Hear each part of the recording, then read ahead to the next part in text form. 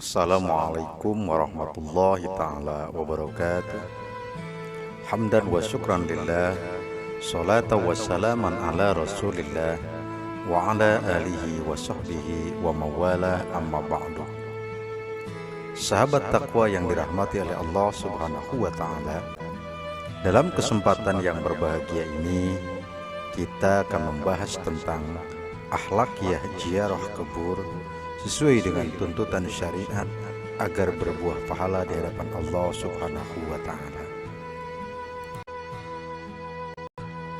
Sahabat takwa yang dirahmati oleh Allah subhanahu wa ta'ala, berbicara tentang ziarah kubur, landasan masyru'nya yang menjadi sandaran hukumnya adalah hadis Rasulullah sallallahu alaihi wasallam yang diriwayatkan oleh Imam Muslim nomor 977, juga hadis riwayat Al-Hakim nomor 376, di mana Rasulullah sallallahu alaihi wasallam bersabda, "Kuntu nahaitukum an ziyaratil kubur ala fazurruha fa innahu yurikul qalba wa tudmi'ul aina wa tudzakkirul akhirah."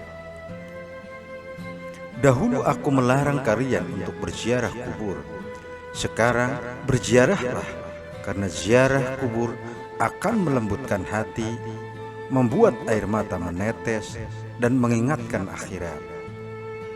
Tetapi tentu di dalam pelaksanaannya, agar ziarah kubur yang kita laksanakan agar berbuah pahala, maka ziarah kubur harus sesuai dengan tuntutan syariat yang mulia yang dicontohkan dan diberikan oleh Rasulullah sallallahu alaihi wasallam. Di antara akhlakiyah atau adab-adab di dalam ziarah kubur di dalam Islam, mari kita bahas di antaranya sebagai berikut. Sahabat takwa yang dirahmati oleh Allah subhanahu wa ta'ala, akhlak pertama hendaknya mengingat tujuan utama berziarah, yang mana harus kita ingat bahwa disyariatkannya berziarah adalah untuk mengambil pelajaran dan mengingat kematian. Di dalam hadis Ibnu Mas'ud radhiyallahu anhu diriwayatkan yang artinya, karena di dalam ziarah terdapat pelajaran dan peringatan terhadap akhirat dan membuat juhud terhadap dunia. Jika tujuan ini tidak tercapai, maka ziarah tersebut bukanlah ziarah yang diinginkan secara syariat. Ini dijelaskan dalam kitab Subulus Salam. Sahabat takwa yang dirahmati oleh Allah subhanahu wa ta'ala, akhlak yang kedua mengucapkan salam ketika masuk kompleks pekuburan.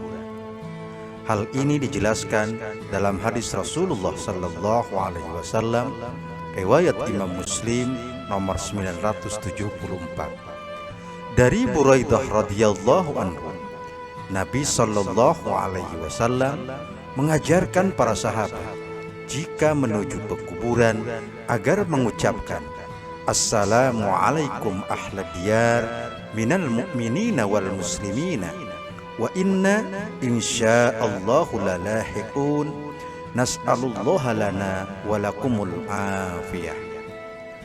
Salam keselamatan atas penghuni rumah-rumah kuburan dan kaum mukminin dan kaum muslimin. Mudah-mudahan Allah merahmati orang-orang yang terdahulu dari kita dan orang-orang yang belakangan, dan kami insya Allah akan menyusul kalian.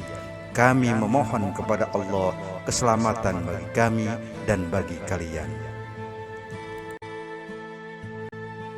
Sahabat takwa yang dirahmati oleh Allah subhanahu wa ta'ala, akhlak yang ketiga, tidak memakai sandal ketika memasuki pekuburan. Hal ini dijelaskan dalam riwayat hadis Rasulullah sallallahu alaihi wasallam dari sahabat Bashir bin Khasasiyah radhiyallahu anhu. Rasulullah sallallahu alaihi wasallam bersabda, "Ya sahibas sibtiyataini waihaka alki sibtiyataika panadara rajulu falamma arafa Rasulullah sallallahu alaihi wasallam khala'ahuma farama bihima. Wahai pemakai sandal, celakalah engkau, lepaskan sandalmu.